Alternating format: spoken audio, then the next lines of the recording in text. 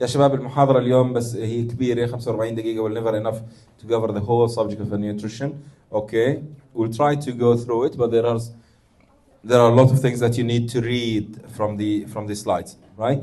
Okay, as you all know, a healthy diet is composed of three main components: lipids, fat, and protein. The process of metabolism is two-part. Divided into two parts: the breakdown, the catabolism, and the breakdown, and the anabolism, which is the synthesis.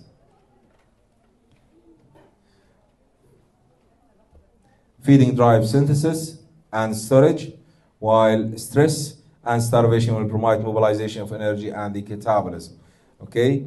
In preparation to fight or flight, physiologic stress also mobilize energy. The reflection of fight or flight is the stress of we are in the branch of surgery, surgical diseases, trauma, burn, major operations are all forms of stress that would mobilize the energy and induce the catabolism.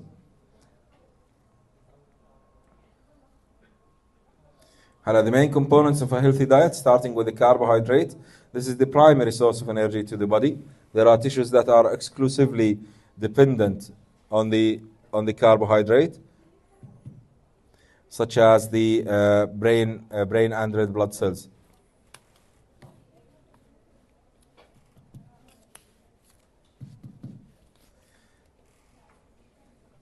Usually the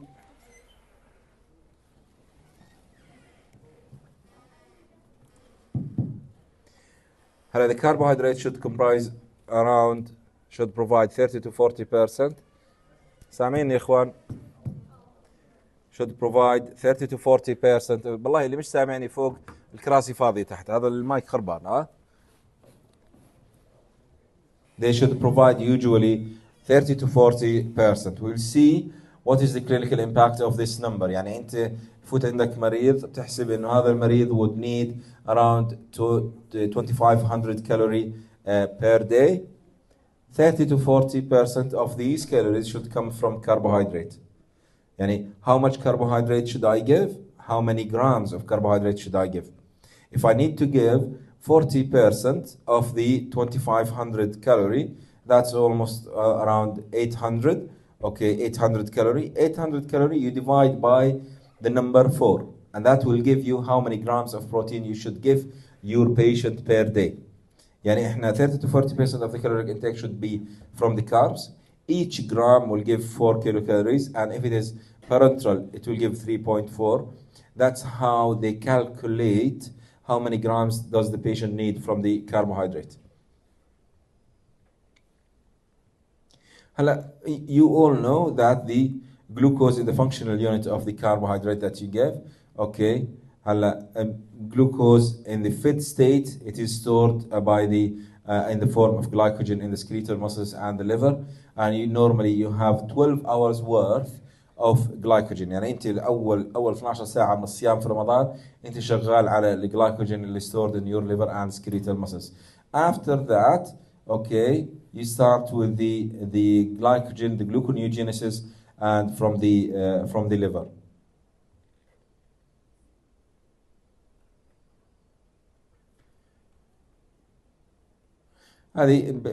This is about if you don't have dietary carbohydrate, such as some forms of the weight reduction diet, such as the keto or zero carb diet. Usually the glucagon start to build ketone body from the lipids, okay, and the patient body go into ketosis state. This what happened in starvation, okay, and in the absence of the carbohydrate.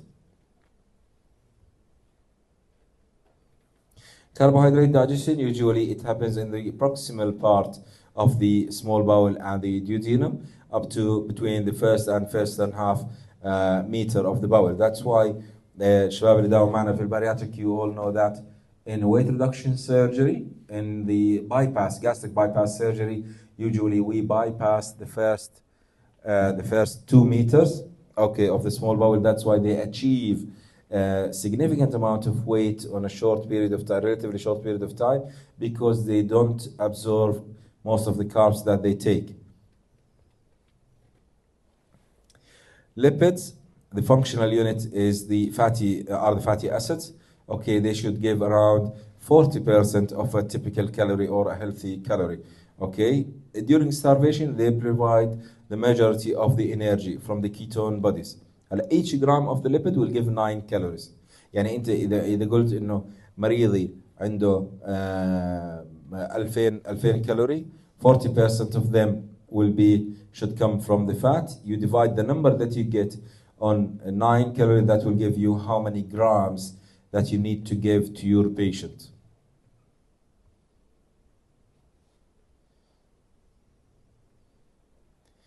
Lipid storage, they are stored in the form of triglycerides in the adipocytes, and they are used whenever there is a starvation or whenever there is no carbohydrate in the process called the lipolysis.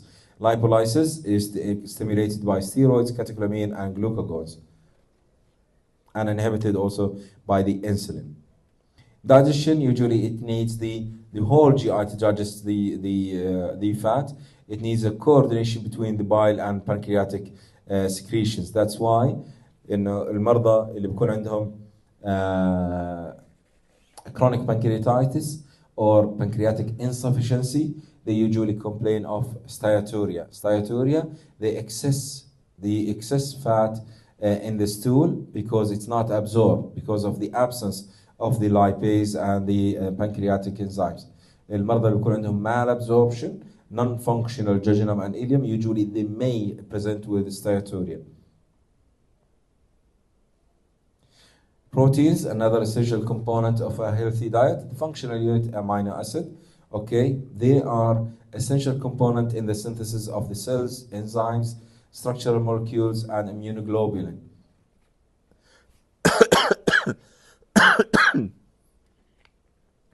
Each gram of the protein will give 4 kilocalories. So you need to calculate. يعني احنا بنحسب قديش المريض الدايت قديش المريض محتاج كالوريز. اوكي، لنفرض احنا بنعطي المريض up to 35 calorie per day.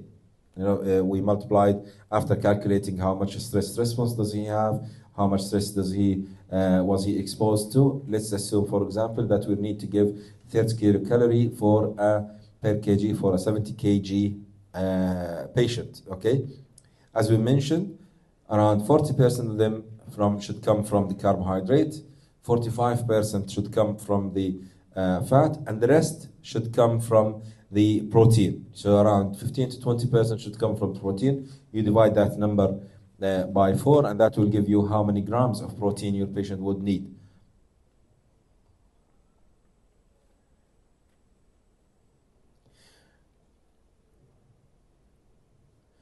هلا metabolism protein usually it happens achieved in the proximal small bowel and the mid jejunum, okay, and it is absorbed and divided into back to the functional unit, which are the amino acid. هلا stress metabolism, as we said, whenever you work in the surgery or whenever you work in any branch of the medicine, your patient is under stress. If they have a disease, if they have sepsis, major trauma, major surgery, or burn, they are under stress. So that's why you need to familiarize yourself with the stress response and its impact on the nutrition. Usually they are divided into 3 phases. The catabolic phase, immediately following a major injury or major trauma or major stress. Usually it is driven by the glucagon, glucocorticoids, catecholamines, reduction. So it's not the time of synthesis, it's the time of mobilization of energy sources that are required to rescue the body or to give the response to that stress. Then once the underlying cause, once it resolves, the anabolic phase would start. It continue between several days to several weeks, okay, where there would be weight gain and muscular strength. Followed by the late anabolic phase, adipose stores are replenished. Yani the patient will start to store rather than to synthesize, to get back the storage, the spare of the body for in case of the body needs an extra energy source. Nutritional assessment, as we mentioned yesterday. How do you assess whatever history and physical examination. As we mentioned before, no matter what, we stress on the importance of nutrition. Unfortunately, still we have up to 30 to 50% of the inpatients are malnourished, right? Okay, people always underestimate the importance of a nutritional assessment. Okay, any patient who didn't have adequate normal oral intake for 5 to 7 days has some sort of malnutrition. Any patient who has a malnutrition which was not assessed and treated properly, okay, will have a higher risk, is at higher risk of morbidity and mortality and complications, and will not achieve the optimal, less likely to achieve the optimal outcome. دايما فكر في nutrition of your patient. Always. Okay, think about the nutrition of your patient, how bad it is, how can I support, do I have time to optimize, what do I need to do after the surgery or before the surgery to optimize their nutrition, right? Okay, because everything in the body is dependent on nutrition in some way or another, right? هلا history هلا إذا يعني هاي ممكن دائما always in your career you will face this problem, that patients who are malnourished. Okay, again الشيء اللي بيهمكم at this stage of your life انه بالامتحانات ممكن يجيك اوسكي كيس مثلا على سبيل المثال انه focused assessment, this patient presented with history suggestive of gastric outlet obstruction, do focused assessment on his nutrition. Okay, how do you assess whatever? You have to start with history and physical examination. What is the history that I need to take? Okay, history, detailed dietary history. Okay, what do they eat and how much do they eat, quality and quantity. كفيش انه مريض بيقول لك انا باكل كويس، بجوز بياكل كل اكله مثلا sweets. Okay, doesn't have protein, doesn't have fat, doesn't have a balanced diet. So you have to take the details from the patient about the quantity and quality in a proper atmosphere. مرات مريضك بالعياده بيكون جاي مع مرافق بيستحي يقول لك انه انا ما عنديش مثلا enough income to get food or to buy whatever I need, right? مرات المريض بيكون neglected، مثلا جاي من care home او جاي من عائله مثلا ما يعني مش they don't provide the adequate care. You wouldn't get the enough facility unless you have a high index of suspicion, right? بياكل كويس بياكل كويس ما فيش مشكله. But you need to dig deep. Okay, be smart, everything will be okay. If you see the full-blown picture of a malnutrition, you need to think about the accuracy of the history that you take. Always think about details, okay, quality and quantity. Then you have to ask about any problem that may impair the intake or normal oral intake. Dysphagia, odonophagia, poor dentures, abdominal pain, nausea, vomiting, picture of subacute bowel obstruction, chronic bowel obstruction, or recent bowel obstruction, features suggestive of malabsorption, change in bowel habit, frequent diarrhea. All of these problems may impair normal nutrition or normal adequate oral intake. So you need to think about all of these things in the history, in taking history to assess the nutrition. الشغلة الثالثة اللي هي بيكون عليها دائما علامات significant amount, good number of marks, اللي هي weight loss. You have to know whether your patient has lost any weight and whether it is significant or not, and whether it is intentional or unintentional. دائما لازم تسأل عنها يا شباب.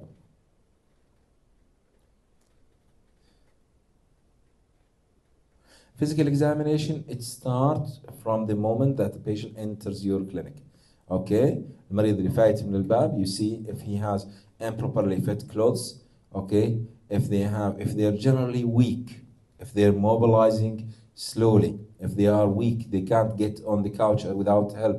Okay, if they look cachectic, if they have temporal muscle wasting, intercarpal muscle wasting, if they have loose flabby skin, if they have pallor, pretty nails, dry skin, glossitis, skin rash, that are all the signs that you pick in a moment. Okay, once the patient goes in, once you start. بس هي احنا دائما بنقول اللي ما بدور على الجمل ما بشوفه. لازم تكون عارف الاشياء. You have to have a checklist in your brain. Otherwise, you wouldn't pick. If you don't know what you're looking for, you wouldn't know that you miss. Right? You take a history, you do a physical examination. Part of the physical examination are the anthropometric measures. Okay, اللي هم weight, height, BMI, waist circumference, okay, arm circumference for the proteins, triceps skin fold for the subcutaneous fat. They are all part of the physical examination of your patient. Once you're done with the physical examination and the history, you go to the laboratory test. Start with simple things. CBC will give you an idea, will give you hemoglobin level, if the patient is anemic or not, if it is iron deficiency anemia or not. Okay, then you do electrolytes. If the patient has hypokalemia, hypomagnesemia, hypophosphatemia, if the patient has elevated creatinine, low elevated urea, okay, and then you go to more specific things like albumin, pre-albumin, and transferrin. دائما a common question, which is which? أي واحد بيعطيك better idea, albumin or pre-albumin? The shorter half-life is the pre-albumin. Okay, so it'll be affected first, okay, than the albumin. The patient may have inadequate oral intake for several days while his albumin is still normal. Okay, while pre-albumin, because it's shorter half-life, it will drop first, right? Types of malnutrition and overnutrition, obesity, you'll have, I think, a lecture about it. Undernutrition, there are two main types. Marasmus, اللي هي caloric, loss of the calorie, generalized weight loss. وفي عندك اللي هي البروتين, non-caloric, اللي هي kwashiorkor. Okay, kwashiorkor is, I think, from protein malnutrition, and the following picture will show you. This is the kwashiorkor. It's mainly protein malnutrition, non-caloric. Usually they are swollen. Their weight might be normal because of the edema and accumulation of fluid. While the marasmus, the caloric one, they lose fat, protein altogether, so they are usually thin. Estimation of caloric, estimation of energy needs. There are several ways, several equations, several times to measure how much the patient needs. Usually we use the Harris-Benedict equation for men and women to calculate how much they need per day. Okay, and you need to take into consideration if they have stress. A normal patient would need, a patient under stress or after major surgery, major trauma, burn, would need more calories than a patient, or than a normal patient, or a patient just had a picture of bowel obstruction for the last 2 days. This is the respiratory represent ratio of expired CO2 to O2. The ratio can provide valuable information about the primary energy substrate being utilized, if the patient is utilizing the energy that you gave or not.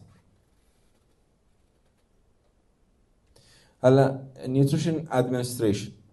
If you diagnose your patient with a malnutrition, you diagnose your patient that he doesn't take adequate oral intake, the treatment will depend on the cause. If a patient doesn't have enough food, it's just you make it available for them. And unfortunately, it's not uncommon. احنا يعني مجتمعنا الحمد لله كويسة, بس if you go to the West, if you do elective, if you do surgery, you'll find homeless people, you'll find people from neglected people, you find elders who live alone, okay, you find people who are coming from understaffed care home. They usually malnourished because of poor care. Okay, هذا بتحطه بالمستشفى بتجيب له 3 وجبات باليوم, usually they improve. But other type of patients اللي هم they have poor oral intake because esophageal stricture, esophageal tumor, caustic injury, gastric outlet obstruction, bowel obstruction, short bowel syndrome, malabsorption. It depends on the cause. So the amount, the timing, the route of a nutritional supplement will definitely be linked directly to the cause of a nutrition. Okay.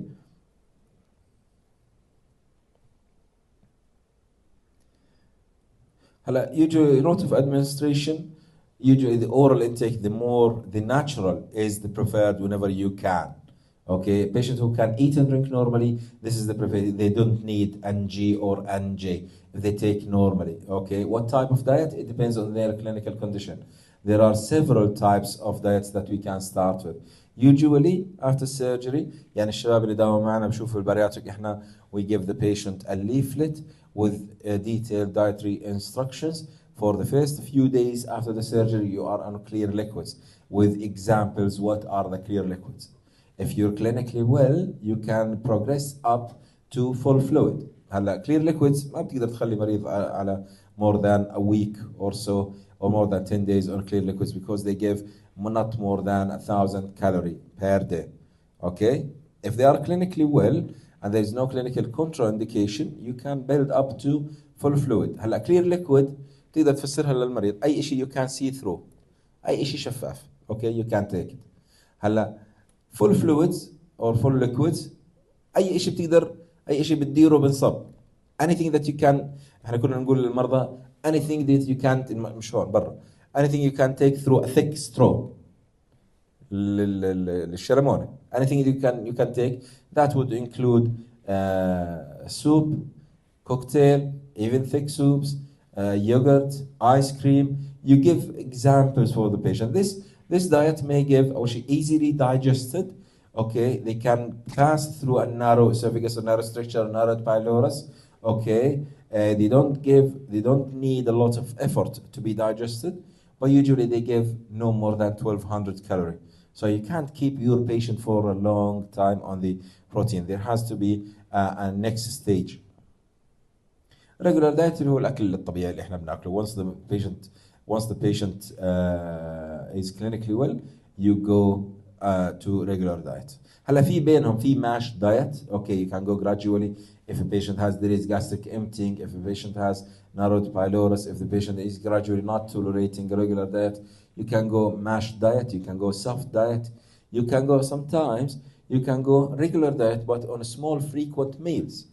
يعني احنا عندنا مرضى مثلا okay they have gastroparesis. Okay, they can take regular diet but not in the amount. As a quality, okay, there's nothing to prevent them from taking regular diet. But as a quantity, their stomach wouldn't empty, so they feel nauseated, they feel bloated. Okay, you tell them to take small frequent meals rather than 3 big meals. يعني ممكن المريض ياخذ up to 6 or 7 meals per day, but small, rather than a 3 big meal that would overload a poorly emptying stomach.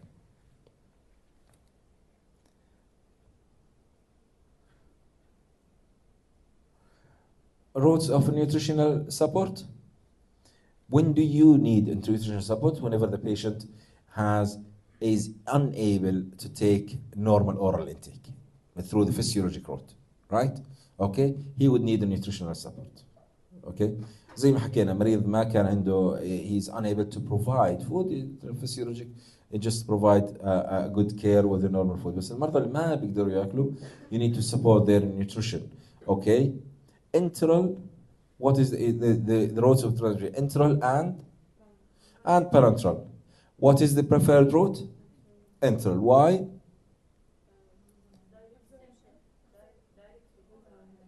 The enteral, okay, is more physiologic. You put into the bowel, the body will take whatever it needs, okay, and leave whatever it doesn't need, right? You still utilize the liver. The liver is functioning. Okay, it will take whatever the body needs. ماشي. Less electrolyte disturbance, less bile stasis, okay, and the body response is much better. Okay, it's just like the patient is eating normally. In comparison, طبعا, what do you think which is cheaper, enteral or parenteral? ها؟ لا شوف أنا بحكي لكم. هلا enteral شو هي؟ تحكي مع الكانتين شو عندك كل يوم ملوخية. اعمل لي وجبتين منها بلندرايز طلع لي اياها لهذا المريض. قديش حق الوجبه؟ نص دينار. رايت؟ تي بي ان بدك انتراليبيد وامينو اسيد وبدك ديكستروز وبدك لاين انت حاطها فيه. قديش مين اللي ارخص؟ It's much more cost effective. Enteral is much more cost effective. Right? حتى even if you use a special formula, they're definitely less costly than the parenteral. Right? And the more important thing that one of them will keep the GI integrity. Which one you think? Enteral. What do I mean by GI integrity?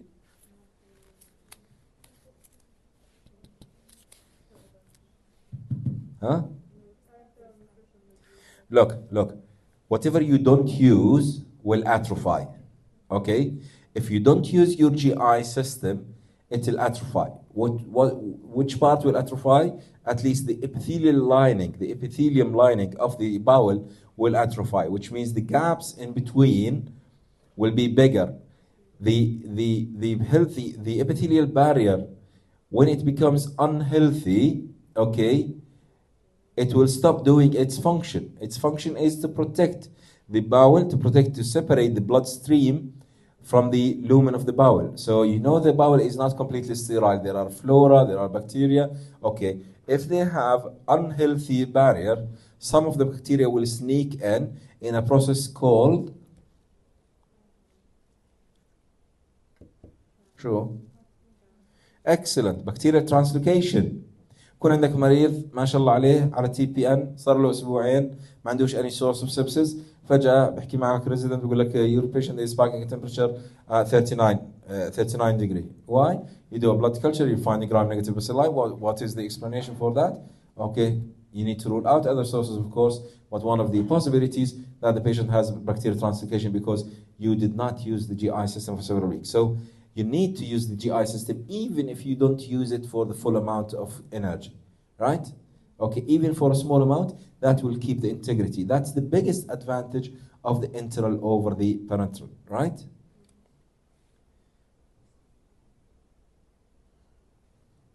هلا كيف نعطي enteral nutrition؟ NG or NJ or PEG or REG. شو هو الرج؟ هلا شو هو البيج؟ percutaneous endoscopic gastrostomy. طب شو الرج؟ هذيك endoscopic، هذه ايش؟ ار لا radiologically inserted gastrostomy.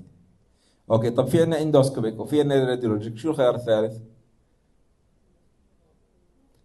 لا قدرنا نفوت اندوسكوبي المريض الاسوفيجس مسكر تبعه، ولا قدرنا نفوت راديولوجيك. اوكي سيرجيكلي انسرتد جاستروستومي، نفوت لابروسكوبي ونقذف على المعده، نعمل عليها باستك ونحط فيها تيوب ونطلعه من السكن، رايت؟ سيرجيكلي انسرتد جاستروستومي. يعني انت you may use NG or NJ or PEG or REG or surgical inserted gastrostomy or refeeding jejunostomy. It depends where is the obstruction.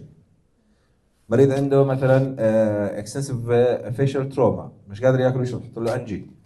مريض عنده esophageal stricture, you pass a tube beyond and you give NG. مريض عنده والله narrowed pylorus يعني structured pylorus because of peptic ulcer disease، حط له NJ beyond. مريض انت مش قادر to pass through okay endoscopically or radiologically, okay you go laparoscopy and you do feeding jejunostomy. So you put the tip of the tube beyond the cause of the obstruction, right? بس خلص ما فيش issue beyond this point. يعني you can't put a feeding beyond the proximal part of the jejunum. بتقدرش تحط feeding ileostomy او feeding colostomy, right? بس احنا proximal jejunum وبس, right? And it depends on the cause. ماشي؟ مريض in coma تحط له NG tube or PEG. مريض had frequent aspiration and recurrent aspiration pneumonia because of the pulmonary palsy and impaired swallowing. حط له NG or PEG tube or NG, right? هلا the only thing that would prevent you from using enteral is non-functioning GI. Otherwise, you have always to use the GI system with enteral because of the whole set of advantages of the enteral nutrition. Okay, مريض short bowel syndrome, مريض bowel obstruction, flare up of inflammatory bowel disease, عنده anastomosis or high output fistula, you put on parenteral nutrition. Feeding tubes اللي احنا حكيناهم، اللي الشباب اللي داوم معنا شافوا حطينا بيج تيوب امبارح واول امبارح اليوم، وممكن حطينا جاستروستومي الاسبوعين اللي قبله. اوكي we frequently do these procedures.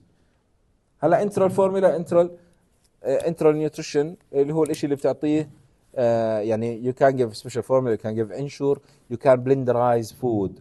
يعني بلندرايز فود بتحطه في الخلاط خليه ليكوفايد اوكي and you give right. Enteral feeding protocols هم simple idea يا اما pump feeding او bolus feeding. Okay, when do we give bolus feeding? When the tip of the tube is in the stomach. Right? Okay? The stomach big bag. تقدر تعطي فيها 200 ml at once. Right? بس إذا بتعطي 200 ml at once in a jejunostomy or NJ tube, okay, they will develop severe colic. ماشي, they don't take this capacity. وتقدرش تخلي يعني you always need a pump. تقدرش تقول مثلا والدة المريض انه خليكي ماسكه سرنج ويعطي 1 ml per minute يعطيه 70 ml per hour or something like that. You always need a pump for the pump feeding اللي هو عادة post pyloric feed. Anything post pyloric it needs to be a pump feeding gradual. نعطيه مثلا 60 ml per hour 80 ml per hour right. نقدرش نعطي بولس. Anything above the pylorus اللي هو الانجي او البيج او الجاستروستومي او الريج اوكي you can give bolus feed. اجاك النيوتريشنست حسب لك المريض هذا بيلزمه 1600 كالوري او 2000 كالوري 2000 ام ال بير داي بتقسمهم على 4-5 وجبات اوكي وبتعطي كل وجبه مثلا 300 مل رايت اوكي between يعني every 3 to 4 hours ماشي.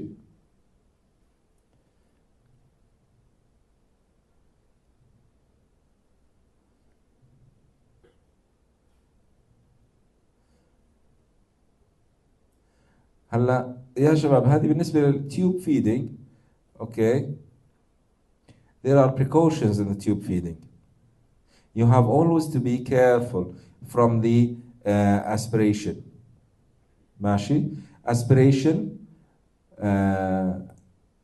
يعني عندك انجي تيوب المريض كان نايم اوكي ثبته في البلاستر صارت الدنيا شوب صارت هذه moisty area the tube slipped up you didn't notice that the number يعني احنا عاده لما بنحط الانجي بيكون بين 45 to 50 الرقم اللي هو at the tip of the nose اوكي فطلع صار على 20 you gave a full bolus of feed into the esophagus what will happen large amount of this feed will go back into the trachea. The patient may develop severe aspiration pneumonia or even cardiorespiratory arrest, right? So you have to be always check that the tip of the tube is in the right place. في ناس بتستخدم كت يكون فيها slide you aspirate to 3 ml you put the slide هاي زي ورقة عباد الشمس اللي كنتوا تذكرينها بترجمة في المدرسة. It change the color would change according to the pH بتحطها and give you the color of a gastric pH بيكون موجود على العلبة من برا. You have always to confirm the position of the tube. The second thing, always during the meal keep the patient at 45 degree عشان to prevent aspiration. Comatose patient, elderly patient, patient with gastroparesis, if you keep them flat they'll aspirate. ماشي؟ الشغلة الثالثة always check for residual. يعني اعطيت الوجبه على الساعه 10 جيت على الساعه 1 بدك تعطي the next meal اسحب اذا كان عندك high amount of residual more than 50 ml you have to wait for another hour right okay till you empty till the stomach empties so every time you check if there is less than 50 ml usually okay it's fine to give it gradual right okay after the meal you have to keep the patient for at least an hour in a 45 degree to encourage the stomach to empty rather than the stasis that may go back into the lungs, right?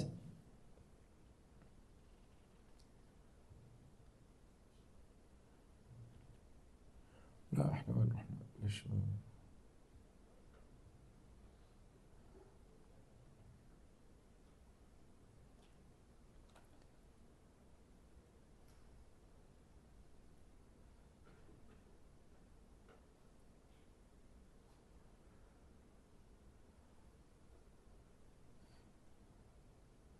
هاي الفيدنج تيوب فيدنج تيوبز يا شباب commonly you can see دائما شوف لك مريض بالاي سي يو اسال الناس اسال التمريض اللي looking after him what do you give how frequent do you give how much do you give okay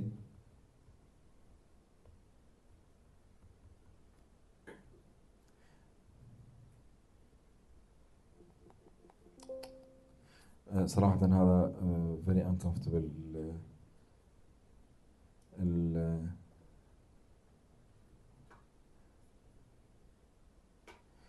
اوكي هلا في شغله مهمه what complications what might go wrong after you start your patient on feeding, okay, right, such as what will happen, refeeding syndrome. Does anybody have an idea what is refeeding syndrome? Yeah, go on دكتور. سألي صوتك. Yeah.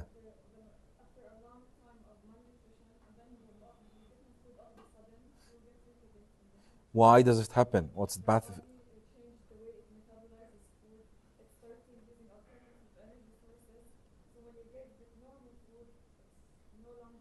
Yeah, yeah. Okay, thank you دكتور. هلا in simple terms لنفرض انه مثلا صار عندك قانون يمنع البناء، اوكي which is the case of starvation in the body. قال لك لا شركات اسكان ولا اشخاص ولا شيء. بعدين فجأة for 2 or 3 years بعدين فجأة قالوا لك الكل يبني، خلاص مسموح لكم. What will happen to the main components, to the elements that you use for the synthesis؟ راح يسحبوا الناس كلها، راح تسحب الحديد والاسمنت والدهان والاشياء هذه من السوق، كلها راح تتناقص. What happens in refeeding syndrome when you give a food directly, when you give adequate nutrition, the elements that are used to resynthesize the body will be consumed rapidly. Mainly the electrolytes, phosphorus, magnesium, potassium. The patient will develop severe derangement of the electrolytes that would may cause arrhythmias, severe electrolyte disturbance that may threaten life. That's why, what do you do? What do you do to prevent this? Number one, to know about this, okay? To have an idea about what might go wrong if you're not aware of this possibility, right? Okay. Number two, correct all electrolytes before you start the feed. Correct the electrolytes before you start the nutrition. Number three, do not give the full amount of requirement at once. إذا المريض بيحتاج 2500 كالوري أنا بعطيه 1000 كالوري مثلا, and I build gradually over the next few days. Number four, frequent monitoring of the electrolytes with the treatment accordingly. صار عنده hypokalemia بعطيه قبل ما أتابع. Okay, you have to know, be aware about this possibility. Okay, and to prevent this because it may cause even death, refeeding syndrome, right?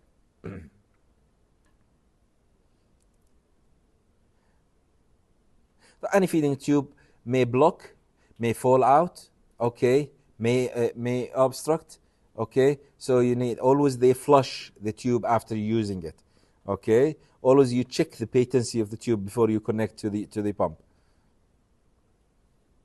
Aspiration حكينا how to prevent. Gastric residual حكينا يعني أنت عادة you need a PEG tube for a patient either comatose or elderly or patient after major surgery. You don't expect the stomach to empty normally. Okay, so always consider the possibility of delayed gastric emptying, right? Okay, diarrhea may happen. Okay, and depends on the osmolarity. You may change the amount, you may change the consistency of whatever you give. Parenteral nutrition. When do we use parenteral nutrition? Only when we cannot use the GI system or as a bridge. هذا المريض اجاك ليله الخميس ما فيش عندك حدا يحط له peg tube او feeding tube او endoscopic feeding tube, you may start on enteral nutrition or PPN or TPN for a few days till you sort an enteral nutrition, right? Okay, and the main indication whenever you cannot use the GI system, such as short bowel syndrome, flare up of inflammatory bowel disease, high output fistula, bowel obstruction. Okay, هذول الاشياء اللي احنا we cannot use the TPN. هلا we have TPN and PPN. Does anybody know the difference? PPN partial parenteral nutrition, TPN total parenteral nutrition. هلا partial parenteral nutrition, the advantage is that you don't need a central line. مرات بيجي لك مريض على الويك اند فيش عندك انترفنشنال راديولوجيست يحط لك سنترال لاين او انتنسيفست او هو ايفر. اوكي، فبتبلشوا على nutrition that you can give through a peripheral cannula. اوكي، بعدين بيجي يوم الاحد تحط له سنترال لاين، بيك لاين، سبكليفيان، انترنال جوجلر، فيمورال، بتبلشوا تي بي ان. هلا ليش انا ما بقدر اعطي التي بي ان through a peripheral cannula؟ because of high osmolarity. If you give a high osmolarity nutrition into a peripheral vein, because of small size, it will block, thrombose, right? If you give the osmolarity of the TPN, you need a big vein, jugular, subclavian, femoral, or SVC, okay, because of the high osmolarity. PPN, هلا disadvantage of the PPN that it gives you it can't cover the whole requirement of the patient need, right? ممكن تعطيك 1000 كالوري، ممكن تعطيك 900 كالوري 700 كالوري according to the patient weight. Okay, but you can never achieve the whole requirement of the patient. It may support the patient. Okay, هلا TPN you need a central line, right? TPN كيف نحسبها؟ قديش هذا المريض محتاج كالوري؟ 40% من الكالوريز هذول بدهم يجوا من كاربس، 50% بدهم يجوا من فات، whatever is left لازم يجي من بروتين مثلا، او 40 و20 right، او 30 45 and whatever is left from protein, and then you divide how much calories should you get from each component, or you give lipid in the form intralipid, amino acids in the form of aminoplasmin or هذه البروتين، dextrose in the form of carbohydrate in the form of protein. هلا this total parenteral nutrition is never total. You need, what do you need in addition to the total parenteral nutrition? In addition to the carbs, fat, and protein? Electrolytes. Always keep an eye on the electrolytes and the vitamins, essential elements and vitamins. Okay? يعني احنا حتى لو مش متوفر عندنا في المستشفى نبعث المريض يجيبها من برا in case it is not available.